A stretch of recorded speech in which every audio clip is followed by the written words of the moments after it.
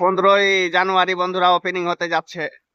তো বন্ধুরা আজকে বৈকাল 5টা থেকে চালু হতে যাচ্ছে পরিবার মুসলিম হোটেল। বৈকাল 5টা থেকে ওপেনিং হতে যাচ্ছে। আমি আর আগেও বলেছিলাম তোমাদেরকে যে 15 তারিখ 15/1/2026 ওপেনিং হতে যাচ্ছে। তোমাদেরকে আমি দেখাচ্ছি, দেখো এই যে আল সিদ্দিক মিশনের সামনে।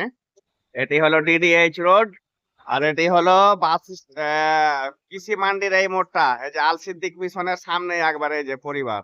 চলে আসো বন্ধুরা, এই সেই হোটেলের ভিতরে।